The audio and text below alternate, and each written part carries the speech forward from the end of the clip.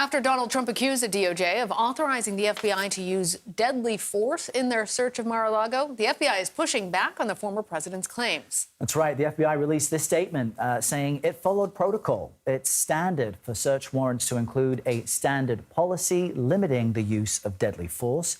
The statement says no one ordered additional steps be taken and there was no departure from the norm. Let's bring in CBS News Justice Department reporter Robert Legare now. He has more from our Washington bureau. Robert, how rare is it that the FBI would even comment publicly on something like this? Hey, good afternoon to you both. Yeah, rare indeed. It's relatively rare for the FBI to comment on public comments on their actions. Now, let's just remember that this comment was in response to the unsealing of records in the classified documents case.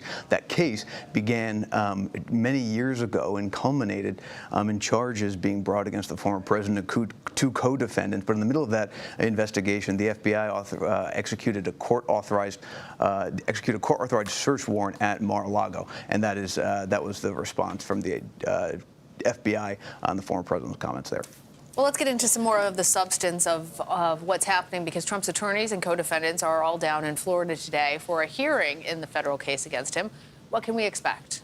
Yeah, that's right. So Trump's attorneys, his co-defendants, including Walt Nauta, who's still his aide, are now in a Florida federal courtroom discussing that case that we just were talking about at the top.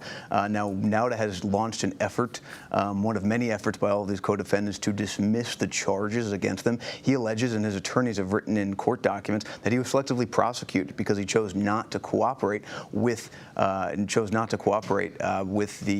with prosecutors as they were going into this investigation. This department says no, he was a co-conspirator with the former president in this scheme, says that he helped the former president conceal documents and obstruct the investigation. Both Donald Trump, Nauta, and another co-defendant, Carlos de Oliveira, have pleaded not guilty to those charges. Today, they're focusing mostly on Nauta's efforts to get the charges dismissed. We don't expect the judge to issue a ruling from the bench today, but do so in writing later. It's interesting. Let's look back a little bit, because some newly unsealed documents related to the classified documents case are shedding light onto the secret grand jury investigation which preceded the charges against Trump. What more can you tell us about that?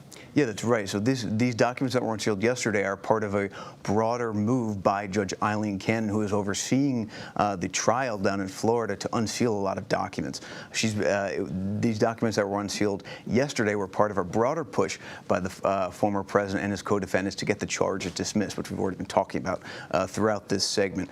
Part of that effort, attached to part of that effort, was an exhibit that was unsealed. It was from 2023, a ruling from Chief Judge Beryl Howell here in Washington, D.C. And in that, she revealed a few interesting points that were not really known about the lead up to the charges being brought against the former president. One, that prosecutors had suspected that the former president and his aides had gone further than originally suspected in trying to conceal their efforts to move boxes within Mar-a-Lago. At one point, the judge saying it was, quote, likely that he could have directed some of his aides to avoid security cameras in Mar-a-Lago. And secondly, that additional documents were found in Mar-a-Lago in December after that initial search warrant was executed.